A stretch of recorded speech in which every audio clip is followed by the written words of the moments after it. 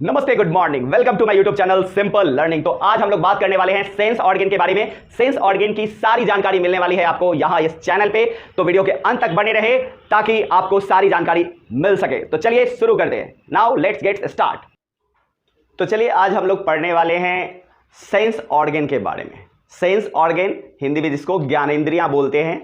तो sense organ क्या होता है, कितने हैं, उनका काम क्या है, ये सारी जानकारी आपको मिलने वाली है आज इस वीडियो में। तो चलिए शुरू करते हैं। सबसे पहले सेंस ऑर्गन हमारा करता क्या है।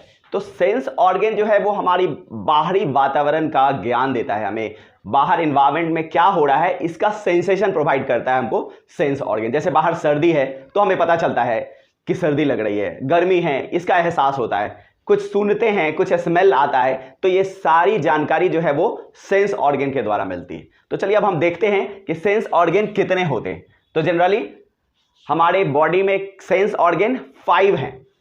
पहला, हालांकि इसमें पहला दूसरा हम नहीं कर सकते, हम जिसको शुरू कर दें। तो सबसे पहले हम बात करते हैं स्किन की। सबसे पहला हम लेते हैं स्किन। स्किन क्या है आपका, ये भी एक सेंस ऑर्गन है और हमारे शरीर का सबसे बड़ा अंग भी है स्किन। अगर सबसे बड़ा अंग पूछा जाए कि सबसे बड़ा शरीर का अंग कौन सा है, तो स्किन है सबसे बड़ा अंग। और स्किन क्या करता है, हमें सेंसेशन प्रोवाइड करता है। जैसे बाहर सर्दी है, गर्मी है, या फिर कोई ऑब्जेक्ट कड़ा है, सॉफ्ट है, हार्ड है, ये सारी जानकारियां आपको स्किन के थ्रू मिलती है। ठीक है, तो पहला अगर हम लोग बात करते हैं तो ज्ञानेंद्रियां हमारा सेंस ऑर्गन हो गया हमारा स्किन, पहला हो गया हमारा स्किन। उसके बाद हम लोग बात करते हैं ईयर, कान। कान से हमें क्या पता चलता है, हमें सुनाई देता है। कुछ भी हम सुनते हैं, कोई भी आवाज, वो सब हम कान के द्वारा सुनते हैं। तो सुनने का काम जो है वो कान करता है। उसके बाद टंग। टंग क्या है, मुंह के अंदर पाया जाता है और ये टेस्ट लेने में हेल्प करता है। किसी भी चीज का टेस्ट, किसी भी खाने का जो भी आइटम है, कोई भी चीज है, तो उसका टेस्ट जो है वो पता चलता है हमें टंग से। टंग का और भी कई सारा काम है, ये हेल्प करता है बोलने में, स्पीकिंग, बोलने में भी हेल्प करता है। क्योंकि अगर हम टंग को पकड़ ले बोल नहीं पाएंगे। ठीक है, तो टंग हमारा बोलने में भी हेल्प करता है और इसमें कोई हड्डी नहीं होती, कोई बोन नहीं होता है, ये मसल से बना हुआ होता है। सो टंग भी एक सेंस ऑर्गन है हमारा। उसके बाद आता है नेक्स्ट हमारा नोज है। नोज क्या करता है, सूंघने में, स्मेल करने में, कोई भी चीज का स्मेल पता करने में नाक हमारा हेल्प करता है। जैसे कहीं भी चिकन बन रहा है, फिश बन रहा है, या फिर कोई दूसरी सब्जियां बन रही है, तो दूर से ही नाक हमारा उसको भांप लेता है, उसको उसका स्मेल मिल जाता है और पता चल जाता है कि आज क्या बन रहा है। तो नाक क्या करता है, हमारा स्मेल करने का काम करता है। नाक के और भी फंक्शन है। नाक हमारा सांस लेने में हेल्प करता है, हवा जो है हम लंग्स में नाक के थ्रू ही भरते हैं। ठीक है, और अंत में आइज। आइज भी सेंस ऑर्गन है। देखने का काम जो है वो हम आइज के द्वारा करते हैं। कुछ भी देखना हो तो हम आइज के द्वारा देखते हैं। तो ये सारे हो गए हमारे सेंस ऑर्गन। सेंस ऑर्गन क्या है, सेंस से रिलेटेड है। मतलब आप लोगों ने अपने लाइफ में चारों तरफ देखा होगा, बहुत सारी जगहों पे सेंसर यूज किया जाता है। जैसे टेम्परेचर सेंसर, एसी में देखते हैं, एसी अपने आप ऑन होता है और ऑफ होता है, उसका कंप्रेसर अपने आप ऑन हो जाता है। जैसे ही आपके रूम का टेम्परेचर कम हो जाएगा, बढ़ जाएगा, तो एसी अपने आप स्टार्ट हो जाएगा। और फिर जैसे ही रूम टेम्परेचर डाउन हो गया तो फिर अपने आप बंद हो जाता है। तो वहां भी सेंसर लगा हुआ होता है। कई सारे टैप ऐसे हैं जिनके नीचे हाथ डालो तो पानी अपने आप आने लगता है, तो वहां भी सेंसर लगा हुआ होता है। ठीक है, जैसे ही हाथ डाला तो हाथ का टेम्परेचर के कारण क्या होता है, सेंसर एक्टिवेट हो जाता है और पानी गिरने लगता है। ठीक है, तो सेंसर मतलब क्या करता है, वो सेंस पे डिपेंड है। वो आपको बाहरी एटमॉस्फेयर जो है उसको उसका सेंसेशन उसको पता चल जाता है और फिर इस तरह से काम करता है। तो ठीक है, अब हम लोग इनको एक एक करके पढ़ें। सबसे पहले हम लोग पढ़ते हैं स्किन के बारे में। स्किन हमारे बॉडी का सबसे बड़ा, सबसे लार्जेस्ट सेंस ऑर्गन है। तो इसके बारे में हम लोग पढ़ते हैं। स्किन का जो स्टडी होता है उसको बोलते हैं डर्माटोलॉजी, और उसके जो डॉक्टर्स होते हैं उनको बोला जाता है डर्माटोलॉजिस्ट। अब स्किन के फंक्शन क्या है, तो सबसे पहला फंक्शन की अगर हम बात करते हैं, सबसे पहला काम जो है, सबसे पहला वर्क है वो है सेफ्टी प्रोवाइड करता है। स्किन हमारे बॉडी का सबसे ऊपर का लेयर है और ये हमको सेफ्टी प्रोवाइड करता है। किससे सेफ्टी प्रोवाइड करता है, तो बैक्टीरिया से। जो माइक्रो ऑर्गेनिज्म है लाइक बैक्टीरिया, इनसे सेफ्टी प्रोवाइड करता है। कोई भी स्किन पे अगर कोई बैक्टीरिया आ जाए तो हमारे शरीर से पसीना भी निकलता है और पसीने के साथ साथ उसमें पसीना में भी लाइसोजाइम नाम का एक एंजाइम होता है और ये हमारे स्किन से निकलता है और वो क्या करता है, उस बैक्टीरिया को मार देता है और इस तरह से हमें बीमारी से भी सुरक्षा प्रोवाइड करता है। तो ये क्या है, हमारा सेफ्टी प्रोवाइड करता है। बैक्टीरिया से कौन सा एंजाइम निकलता है, लाइसोजाइम निकलता है जो बैक्टीरिया को मार देता है। दूसरा है यूवी रेज से प्रोटेक्शन। सूरज की किरणों से अल्ट्रावायलेट रेडिएशन निकलता है जो कि हमारे स्किन पे पड़ेगा तो कैंसर का खतरा हो सकता है, कैंसर हो सकता है। तो उससे हमारा बचाता है मेलानिन। मेलानिन स्किन के अंदर एक केमिकल होता है और मेलानिन के कारण ही हमारा बॉडी का जो कलर होता है, कुछ लोग गोरे होते हैं, कुछ काले होते हैं, वो सब मेलानिन के कारण होता है। मेलानिन क्या करता है, सूर्य से आने वाली जो अल्ट्रावायलेट रेज है उनको एब्जॉर्ब कर लेता है। इसीलिए कई बार आप देखते होंगे कि अगर धूप में निकल जाते हैं तो जो शरीर का बाहरी पोर्शन जो कपड़ों से ढका हुआ नहीं होता है वो ब्लैक पड़ जाता है, काला काला हो जाता है, जल जाना जिसको बोलते हैं कि जल गया। तो जल गया क्या हो गया, जो आपको सूरज के रोशनी में आ गया, सूरज की रोशनी, सूरज की किरणें जिस स्किन पे पड़ी, मान लो हाथ पे पड़ी, तो वहां पे क्या हो गया, मेलानिन का जमाव जो है, कलेक्शन ज्यादा हो गया टू प्रोटेक्ट यूवी रेज और उसके कारण क्या हो गया, वो ब्लैक कलर हो गया। जिनमें मेलानिन की मात्रा ज्यादा होती है वैसे लोग काले होते हैं, उनका रंग थोड़ा सा गहरा काला होता है, और जिनमें कम होती है वो गोरे होते हैं। तो गोरे लोग को कैंसर का खतरा ज्यादा है। उसके बाद है विटामिन डी। स्किन जो है हमारा विटामिन डी एब्जॉर्ब करने का, सिंथेसाइज करने का भी काम करता है। सूरज के रोशनी में जब हम बैठते हैं सुबह में तो बॉडी हमारा विटामिन डी प्रोड्यूस करता है, सिंथेसाइज करता है, तो स्किन के द्वारा ही वो सिंथेसिस होता है। तो ये हमारा विटामिन डी सिंथेसिस में भी हेल्प करता है, जो कि कैल्शियम एब्जॉर्प्शन में हेल्प करता है। अगर विटामिन डी आपके शरीर में नहीं होगा तो कैल्शियम कितना भी लेते रहो बॉडी उसको एब्जॉर्ब नहीं कर पाएगा, ठीक है। तो बिना विटामिन डी के कैल्शियम का एब्जॉर्प्शन नहीं होगा, फिर हमारे बोन्स वीक बन जाएंगे, ठीक है। उसके बाद है तापमान, टेम्परेचर को भी मेंटेन रखता है। हमारी बॉडी का जो टेम्परेचर है उसको भी मेंटेन रखता है हमारा स्किन, क्योंकि ज्यादा अगर गर्मी है तो पसीना निकल जाता है, पसीना निकलता है तो बॉडी का टेम्परेचर हमारा मेंटेन हो जाता है। हमारा बॉडी का टेम्परेचर 37 डिग्री सेल्सियस, या इसको फ़ारेनहाइट में बोलते हैं तो 98.6 डिग्री फ़ारेनहाइट होता है हमारा। हम लोग ह्यूमंस क्या है, आपको वार्म ब्लडेड है, ठीक है। वार्म ब्लडेड है मतलब कि हमारा बॉडी का टेम्परेचर फिक्स है, बाहर के वातावरण से, बाहर के इन्वायरमेंट से उसको कोई मतलब नहीं है। बाहर का चाहे सर्दी हो या गर्मी हो, हमारा बॉडी हमारा टेम्परेचर 37 डिग्री सेल्सियस ही मेंटेन करके रखता है, ठीक है। कुछ कोल्ड ब्लडेड होते हैं जैसे स्नेक वगैरह, तो क्या होता है उनका कोल्ड ब्लडेड होते हैं, उनका टेम्परेचर बाहरी वातावरण से अफेक्ट करता है, बदलता है। इसीलिए कई सारे एनिमल जो होते हैं वो हाइबरनेशन में चले जाते हैं जब काफी सर्दी या काफी गर्मी पड़ती है। हमारा जो है वो आपका कोल्ड ब्लडेड है, वी आर कोल्ड ब्लडेड, तो हमारे बॉडी का टेम्परेचर मेंटेन आपका बॉडी हमारा खुद रखता है 37 डिग्री, बाहर के वातावरण से ये अफेक्टेड नहीं होता है। उसके बाद एक्सक्रेशन में भी हेल्प करता है, स्किन हमारा एक्सक्रेशन में भी हेल्प करता है। आप देखते हैं शरीर से पसीना निकलता है, पसीना और सॉल्ट निकलता है, ठीक है। वे एक्सक्रेटरी वेस्ट मटेरियल जो हमारे शरीर से स्किन के थ्रू निकलता है, तो ये हमारा वेस्ट मटेरियल है, स्वेट प्लस सॉल्ट। सॉल्ट कैसे, आप कई बार देखेंगे अगर डार्क कलर के क्लोथ्स पहन लेते हैं, ब्लैक पैंट है या फिर ब्लैक शर्ट है गर्मी के दिनों में, तो दूसरे दिन देखेंगे पसीना सूखेगा तो आपको व्हाइट कलर हो जाएगा उसके ऊपर, तो वो क्या है, सॉल्ट है। तो ये एक्सक्रेशन का काम करता है और इसमें स्वेट और सॉल्ट निकलता है, पसीना के साथ नमक भी निकलता है। चलिए ठीक है। उसके बाद है आपका एब्जॉर्प्शन में हेल्प करता है। हमारा स्किन जो है बहुत सारी चीजों को एब्जॉर्ब भी कर लेता है, ठीक है। जैसे पानी में रखते हैं हाथ तो हाथ देखते हैं फूल जाता है, या फिर कहीं कट जाता है तो वहां पे मेडिसिन लगाते हैं तो क्या हमारा स्किन एब्जॉर्ब करता है, तभी तो हमारा घाव ठीक होता है। अगर एब्जॉर्ब नहीं करता तो कोई फायदा नहीं मिलता। हाथ कहीं जल जाता है तो उस पर क्रीम लगाते हैं, बर्नॉल बड़ा ही फेमस क्रीम है, तो ठीक हो जाता है। क्यों ठीक हो जाता है, क्योंकि हमारा जो स्किन है उस मेडिसिन को एब्जॉर्ब कर लेता है। बहुत सारे जो क्रीम वगैरह लगाए जाते हैं फेस में, ब्यूटी प्रोडक्ट्स वगैरह होते हैं, वो उनको लगाने से जैसे लोग गोरे हो जाते हैं या फिर चेहरा खिला दिखता है। ये सब क्यों होता है, क्योंकि वो क्रीम हमारा स्किन क्या है, एब्जॉर्ब कर लेता है। तो हमारा स्किन जो है वो एब्जॉर्प्शन यानी अवशोषण का काम भी करता है, ठीक है। उसके बाद हम बात करते हैं, ये इपिथेलियल टिश्यू से बना हुआ है, जिसको हिंदी में उपकला ऊतक भी कहते हैं, और इसका जो लाइफ होता है वो लगभग 4 वीक 28 डेज के अप्रॉक्स होता है। ये उम्र बढ़ने पे बढ़ता भी है, उम्र बढ़ने पे घटता है। तो लगभग हम ऐसा कह दें कि एडल्ट में जनरली आपका जो लाइफ स्पैन होता है स्किन टिश्यू का, वो आपका 4 वीक 28 डेज के अप्रॉक्स होता है। जैसे जैसे एज बढ़ेगा तो घट सकता है, ठीक है।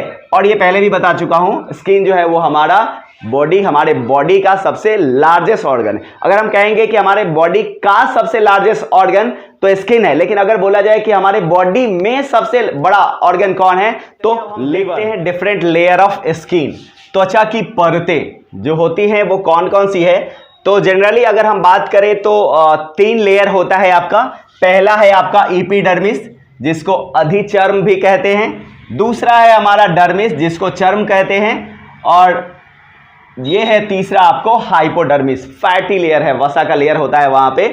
तो एक एक करके हम बात करते हैं। सबसे पहला हमारा एपिडर्मिस, ये हमारा सबसे आउटर लेयर, सबसे बाहर का लेयर है जिसमें ब्लड सप्लाई नहीं होता है। कई बार आप देखते हैं कि स्किन अगर ऊपर से थोड़ा सा छिल गया तो उसमें खून नहीं निकलता है। सबसे ऊपर वाला लेयर अगर छिलता है तो खून नहीं निकलता है, मतलब कि यहां पे ब्लड नहीं होता है। तो एक क्वेश्चन आता है कि फिर नरिश कैसे होता है हमारा जो स्किन है, तो ये बाहर के एटमॉस्फेयर से ऑक्सीजन वगैरह लेता है और इसके नीचे का जो लेयर में जो सेल्स होते हैं उनसे भी इसको कुछ न्यूट्रिशन प्रोवाइड होता है, तो इस तरह से उनका नरिशमेंट होता है।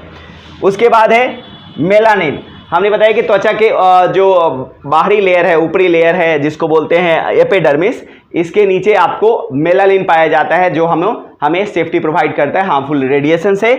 उसके बाद 5 लेयर होते हैं। जनरली वैसे तो स्किन के 7 लेयर होते हैं, जिसमें आपका इसमें 5 लेयर होता है जिसको कंबाइनली स्ट्रेटम कहते हैं। इसको ज़्यादा हम डिटेल में नहीं जाने वाले, इसमें इसको हम लोग स्ट्रेटम कहते हैं। उसके बाद आते हैं हम लोग डर्मिस जिसको चर्म कहते हैं। ये आपका आंतरिक भाग है, एपिडर्मिस के नीचे है आपका डर्मिस, और इसमें बहुत सारे ग्लैंड्स पाए जाते हैं, जैसे स्वेट ग्लैंड्स है, सेबेसियस ग्लैंड्स है। ये सब ग्लैंड जो है वो आपका डर्मिस में पाया जाता है। जैसे आपका स्वेट ग्लैंड है आपका, या फिर सेबेसियस ग्लैंड है, तो ये सब आपको ग्लैंड जो है वो डर्मिस में पाया जाता है। उसके बाद है हेयर, बाल जो निकलता है आपका। हेयर तो वैसे ऊपर होता है डर्मिस में, एपिडर्मिस में, लेकिन उसका जो रूट होता है वो होता है आपका डर्मिस में। हेयर आपका एपिडर्मिस में निकलता है बाहर, बाल तो बाहर होते हैं लेकिन इसका जो रूट होता है वो आपका होता है डर्मिस के अंदर। उसके बाद है और भी 2 लेयर है।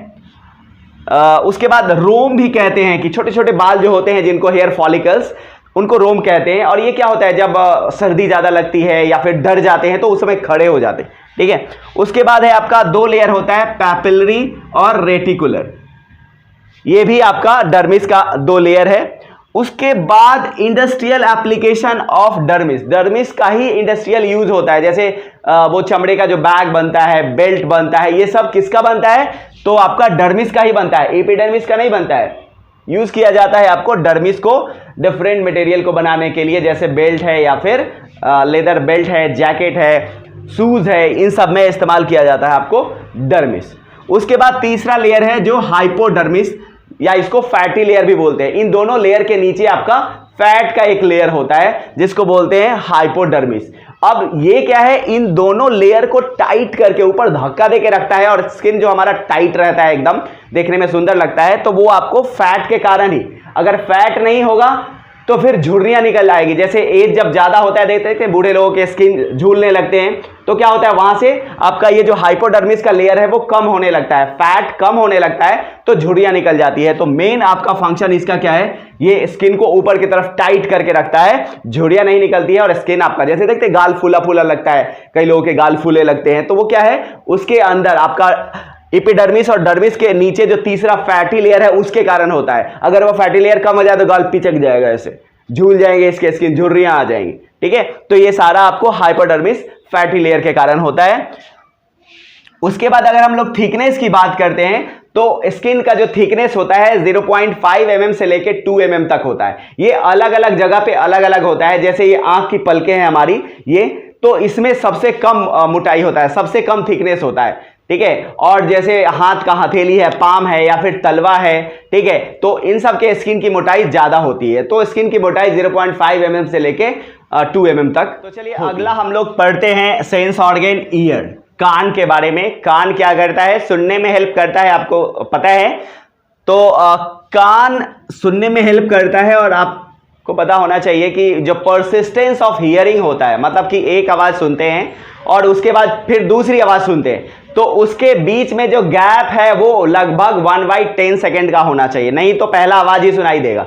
इसको बोलते हैं परसिस्टेंस ऑफ हियरिंग। मतलब अगर कई बार होता है ना, बहुत कुछ लोग बहुत तेज बोलते हैं तो ठीक से सुनाई नहीं देता है कि क्या बोल रहे हैं, ठीक है। तो परसिस्टेंस ऑफ हियरिंग जो है वो आपका 1/10 सेकेंड होता है। मतलब एक आवाज सुनने के बाद अगर 1/10 सेकेंड के बाद दूसरी आवाज सुनेंगे तो हम उसको रिकॉग्नाइज कर सकते हैं दूसरी आवाज के फॉर्म में, ठीक है। उसके बाद अब हमारा जो ईयर का बाहरी भाग होता है, जो एक्सटर्नल पार्ट है, आउटर पार्ट है, उसको हम लोग बोलते हैं पिन्ना, ठीक है। ये जो हमारा कान का आउटर पार्ट है इसको बोलते हैं हम लोग पिन्ना। इसको हिंदी में कर्ण पल्लव भी बोलते हैं, ठीक है। और ये क्या काम करता है? बैलेंस बनाने में काम करता है, ठीक है। बैलेंस बनाने में काम करता है। जैसे आप लोग देखते होंगे कि कई जानवर जो होते हैं वो जब जैसे ही खतरा देखेंगे तो उनके कान खड़े हो जाते, ठीक है। उसके बाद ये बैलेंस बनाने में पूंछ, टेल भी हेल्प करता है। जब कई सारे जानवर जो होते हैं भागते हैं तो एकदम पूंछ खड़े कर लेंगे, ठीक है। तो पूंछ खड़ा कर लेते हैं, बैलेंस। बंदर चढ़ता है, अगर बहुत अलर्ट हो गया तो अपने पूंछ को, टेल को ऊपर एकदम 90 डिग्री पे खड़ा कर लेता है, ठीक है। तो वो भी आपको हेल्प करता है बैलेंस बनाने में। कान भी, जानवर के कान खड़े हो जाते हैं जब वो भागता है, डरता है, तो वो बैलेंस बनाने में हेल्प करता है। और कान क्या है? आपका कार्टिलेज से मिलकर बना हुआ है, ये बोन नहीं है, ये कार्टिलेज से मिलकर बना हुआ है। उसके बाद ये कान जो हमारे लिए अगर बात करते हैं ह्यूमन के लिए, तो कान क्या है? वेस्टिजिनल ऑर्गन है आपका। वेस्टिजियल ऑर्गन मतलब अवशेषी अंग है इसका। ये बाहर वाला जो पोर्शन है, ये पिन्ना जो है, ये हमारे कोई खास काम का नहीं है। अब काम का इसका थोड़ा सा यूज हम लोग कर सकते हैं। कैसे करते हैं? चश्मा लगाते हैं तो इसका यूज होता है। मास्क लगे हैं कोविड में तो इसका इस्तेमाल कर रहे हैं। अदरवाइज ये आपका वेस्टिजियल ऑर्गन है, आपका अवशेषी अंग है। इंसान में इसका कोई खास काम नहीं। हमारे कान खड़े नहीं होते खतरा देख के या फिर कुछ सुन के, हमारे कान खड़े नहीं होते। मुहावरा है कान खड़े हो जाना, लेकिन इंसानों के कान खड़े नहीं होते, जानवरों के हो जाते, ठीक है। तो जानवरों के लिए उसका इस्तेमाल है, बाहरी जो पार्ट है पिन्ना उसका इस्तेमाल है, लेकिन इंसान के लिए वो अवशेषी अंग है, ठीक है। उसके बाद ऐसे ये जो पिन्ना है इसमें तो 7 पार्ट होते हैं, लेकिन हम 7 के बारे में नहीं, हम 2 के बारे में ही बात करेंगे, हेलिक्स और लेबुला। हेलिक्स ये जो घुमावदार पार्ट है, ये ऊपर वाला, ठीक है, इसको बोलते हैं हेलिक्स। और ये नीचे का जो लोब है इसको बोलते हैं लेबुला। जनरली इसको इयररिंग्स वगैरह पहनने में यूज किया जाता है। यहाँ पे होल करके इयररिंग्स वगैरह पहनते हैं। आज तक तो फैशन हो गया, यहाँ पे जो आपका हेलिक्स है इसमें भी लोग होल करवा लेते हैं और यहाँ पे भी इयररिंग्स पहनने लगे हैं, ठीक है। तो ये आपका हेलिक्स और ये लेबुला, इसका इस्तेमाल जनरली इयररिंग्स वगैरह पहनने में किया। ईयर के बाद हम लोग बात करते हैं इनर ईयर। इनर ईयर में हमारा ईयर ड्रम और ऑसिकल्स आ जाता है। ईयर ड्रम क्या है? आपका ईयर कैनाल के बाद हमारा जो आउटर ईयर है वो साउंड को कैच करता है, रिसीव करता है, ईयर कैनाल के थ्रू अंदर आता है और अंदर आके एक ड्रम लाइक स्ट्रक्चर होता है, एक मेम्ब्रेन होता है जिसको ईयर ड्रम बोलते हैं, उससे साउंड टकराता है। तो हमारे ईयर ड्रम में क्या होता है? वाइब्रेशन होता है। और वाइब्रेशन को फिर आगे ये ऑसिकल्स है, 3 बोन्स है जिनको हम MISB के नाम से जानते हैं, मेलियस, इनकस एंड स्टेप्स। इसका दूसरा भी नाम है हैमर, एनविल और स्टीरप। और ये स्टेप्स जो है स्मॉलेस्ट बोन है, हमारे बॉडी का सबसे छोटा बोन है स्टेप्स या स्टीरप, ठीक है। तो हैमर, एनविल या स्टीरप, या इसी को दूसरा नाम है मेलियस, इनकस और स्टेप्स, जिसको शॉर्ट में MIS भी बोला जाता है। ये तीनों बोन क्या करते हैं? ये जो ईयर ड्रम में जो साउंड प्रोड्यूस होता है, वाइब्रेशन होता है, उसको एम्पलीफाई कर देते हैं, उसको एम्पलीफाई कर देते हैं, उसको कई गुना तक बढ़ा देते हैं। क्योंकि इसके बाद जो हमारा इनर ईयर है जिसमें होता है कोक्लिया, और इसके अंदर लिक्विड भरा हुआ रहता है। अब लिक्विड में वाइब्रेशन क्रिएट करना है तो अब क्या है, जैसे हवा में हाथ हिला रहे हैं बड़ी आसानी से हिला देते हैं, लेकिन अगर पानी में हाथ हिलाना है तो मुश्किल होगी। ठीक वैसे ही यहां पे जो ईयर ड्रम में जो वाइब्रेशन क्रिएट होता है उसको ऑसिकल्स क्या है, कई गुना तक बढ़ा देता है, उसका एम्पलीफिकेशन कर देता है। और उसके बाद ये कोक्लिया में जो लिक्विड है उसको हिलाता है और उसमें जो वाइब्रेशन प्रोड्यूस होता है, उसमें जो साउंड प्रोड्यूस होता है उसको सिग्नल में कन्वर्ट कर दिया जाता है और ऑडिटरी नर्व उसको उस सिग्नल को ब्रेन तक लेके जाते हैं और फिर वहां पे इंटरप्रिटेशन होता है और हमको सब कुछ सुनाई देता है। तो इस तरह से हम लोग सुनते हैं। ईयर जो हमारा है इस तरह से हमारा। हम नेक्स्ट सेंस ऑर्गन पे चलते हैं, दैट इज टंग, जो कि टेस्टिंग के लिए हेल्प करता है, टेस्टिंग में हेल्प करता है। किसी भी चीज का स्वाद हमें मिलता है वो टंग से मिलता है। तो टंग का क्या काम है? स्वाद, टेस्ट को बताना। ठीक है। और ये वॉइस कंट्रोल में भी हेल्प करता है, बोलने में। अगर टंग को पकड़ लेंगे तो बोल नहीं पाएंगे, तो टंग जो है वो बोलने में भी हेल्प करता है। और एवरेज एडल्ट जो है, एवरेज ह्यूमन बीइंग में आपका टेस्ट बर्ड जो होता है वो लगभग 10,000 टेस्ट बर्ड्स पाया जाता है।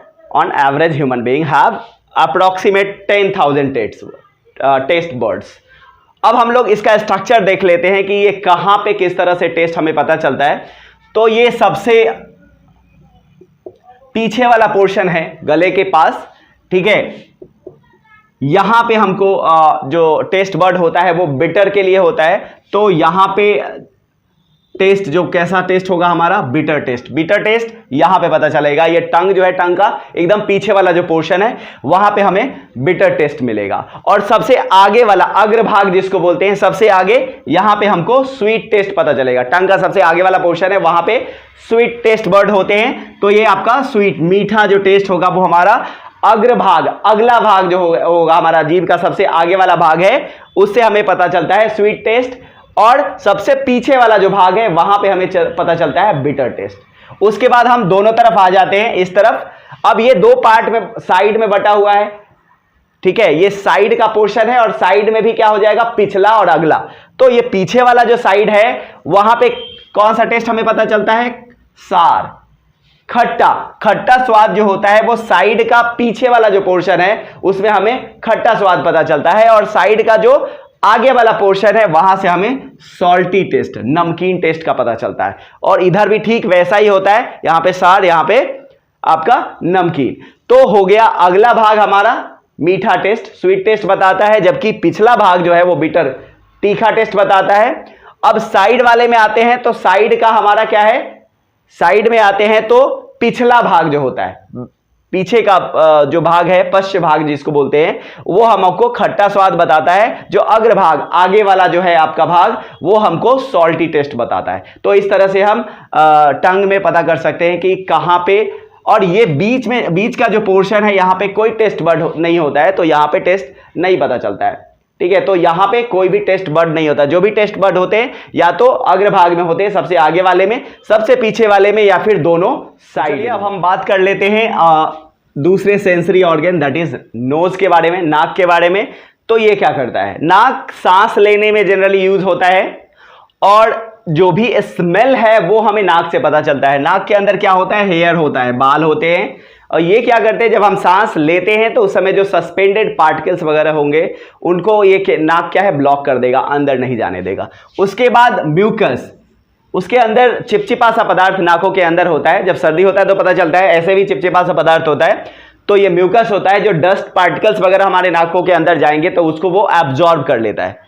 और नाकों से हमें क्या पता चलता है, नाक से क्या पता चलता है, स्मेल। किसी भी चीज का स्मेल जो है वो हमें नाक से ही पता चलता है। गंध या दुर्गंध जो भी है, सुगंध हो या दुर्गंध हो, वो हमें नाक से पता चलता है। तभी तो देखते हैं एलपीजी गैस लीक करता है तो दूर से ही उसका स्मेल आपको पता चल जाता है कि गैस लीक हो रहा है, ठीक है। तो स्मेल जो भी होता है वो आपको नोज से पता चलता है। नाकों के अंदर जो होता है, हमारे अंदर लगभग 1 करोड़ ओफ्लेक्टरी लोब्स, मतलब नर्व्स पाए जाते हैं, और इसी से हमें स्मेल पता चलता है। ये बाकी के जानवर जैसे कुत्ते में ज्यादा होता है, क्योंकि उनको ज्यादा स्मेल पता चलता है, सूंघ के ही बहुत सारी चीजें वो कर लेते हैं, पता कर लेते हैं। तो उनमें ये जो ओफ्लेक्टरी लोब्स है वो हमसे ज्यादा होता है।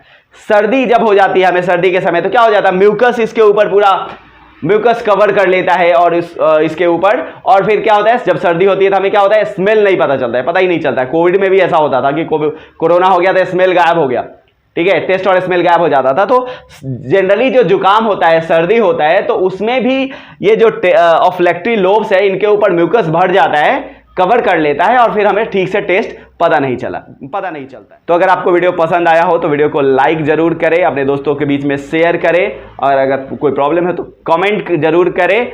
और अगर इस तरह की वीडियो चाहते हैं तो मेरे चैनल को सब्सक्राइब कर ले और बेल आइकन को प्रेस कर दे, ताकि इंस्टेंट वीडियो अपडेट आपको मिलता रहे। चलिए नेक्स्ट वीडियो में हम आईज के बारे में पढ़ते हैं। तब तक के लिए टाटा, बाय बाय।